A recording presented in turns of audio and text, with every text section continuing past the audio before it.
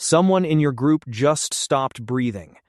Not in a hospital bed, not behind a curtain, but right there on the ground by the fire, in full view of everyone, including the children. There's no phone call to make, no funeral home, no casket catalog, just a body, and the 40 or so people who now have to decide what happens to it. So, what do you do? For almost all of human history, this wasn't a hypothetical. It was something every person witnessed, over and over, starting in childhood. And the way your ancestors responded to it is one of the strangest, most overlooked stories in human evolution. Because somewhere along the way, humans started doing something no other animal does. We started taking the dead and doing something on purpose with them. Let's start with what we actually know. In 1932, archaeologists working in School Cave on Mount Carmel in Israel found a skeleton that had been deliberately placed in a pit, curled into a tight position, roughly 100,000 years ago. Resting in its arms was the lower jawbone of a wild boar. That jawbone didn't wash in with the dirt. Someone chose it, someone carried it, someone placed it there, on purpose, next to a person who could no longer use it for anything.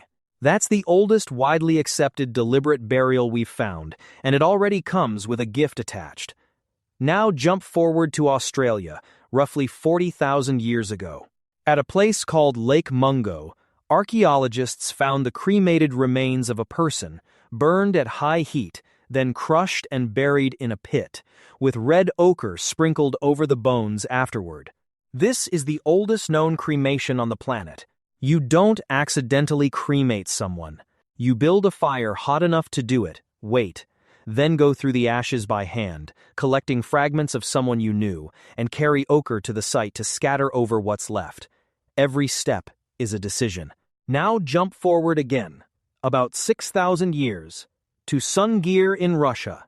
Archaeologists uncovered 2 children there, buried head to head around 34,000 years ago, covered head to toe in thousands of small ivory beads, each one carved and drilled by hand.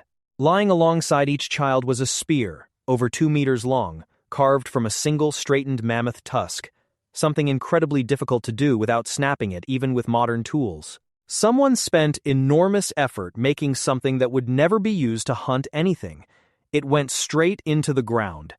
Here's the part that gets stranger. At Shanidar Cave in Iraq, researchers examining a roughly 60,000-year-old Neanderthal burial found unusually high concentrations of pollen packed around the skeleton, pollen from flowering plants like yarrow and cornflower.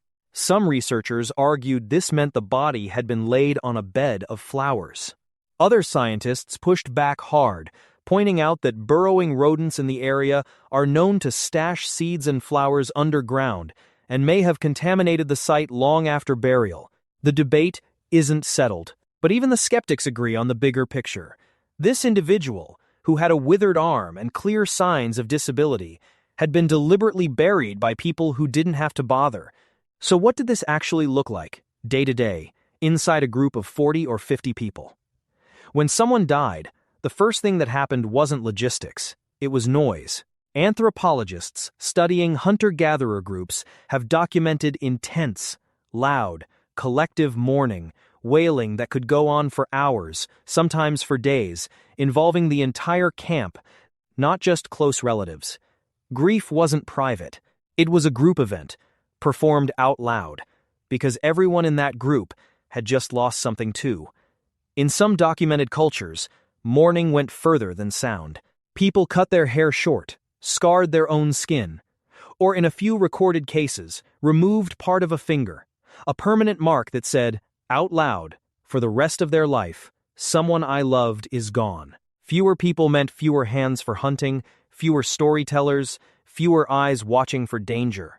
A death wasn't just emotional, it was a hit to the whole system, and everyone felt it. Then came decisions about the body itself, and these decisions weren't simple. Across burial sites from Europe to the Middle East, archaeologists keep finding the same substance smeared over skeletons, red ochre, a natural iron oxide pigment. People ground it into powder and rubbed it directly onto the body, sometimes the whole body, sometimes just the head or the chest. Nobody knows exactly why. Maybe it represented blood or life, or was thought to protect the person on whatever came next. What we do know is that getting ochre wasn't always easy. At some sites, the nearest source was many kilometers away. People walked to get it, ground it by hand, and used it on someone who would never know. The body itself was usually curled, knees pulled toward the chest, almost like sleep, almost like the position before you're born. This shows up again and again, across tens of thousands of years and thousands of kilometers, in cultures that had no contact with each other. Then the grave goods went in, not random objects, tools the person had used, jewelry they had worn, sometimes food, as if whoever buried them genuinely believed it might be needed.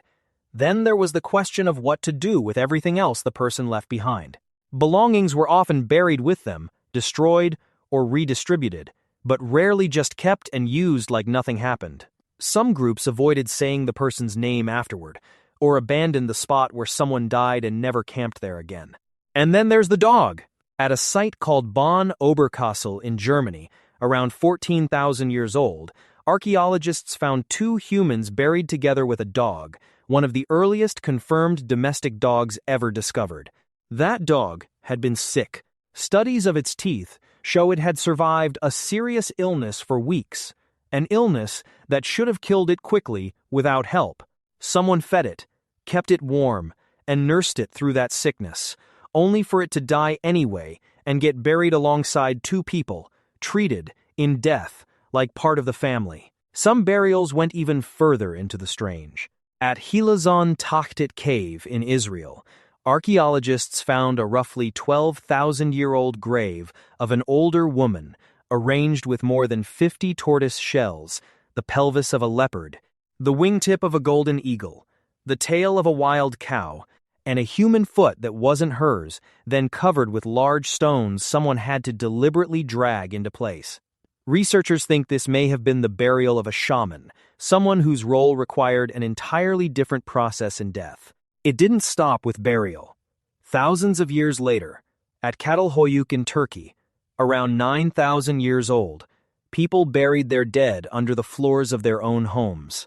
Sometimes, years afterward, they dug the skulls back up, coated them in plaster, painted faces onto them, and kept them in the house. You'd eat, sleep, and raise children with a painted relative's skull sitting nearby, part of the household. But it wasn't always gentle. At Gough's Cave in England, around 14,700 years old, archaeologists found human bones that had been deliberately processed, cut, the flesh removed, and several skulls carefully shaped into cups, with the edges smoothed and polished. This wasn't an accident, and most researchers don't think it was about hunger either. It looks deliberate, ritualistic, possibly a way of consuming the dead as part of how they were honored or feared or remembered. Death, for your ancestors, wasn't always soft. Sometimes it was strange in ways that are hard for us to even categorize. And here's the thing modern people almost never think about. For most of human history, you didn't get to outsource any of this. There was no service to call. If someone died, you washed the body. You dug the grave, by hand, with sticks or bone tools, or your own hands, in whatever ground was available. You decided, as a group, what went into that grave, because those items were now gone, permanently, from a community that had very little to begin with. And then you kept living right next to that grave, sometimes for years. Compare that to now. Most people alive today have never touched a dead body.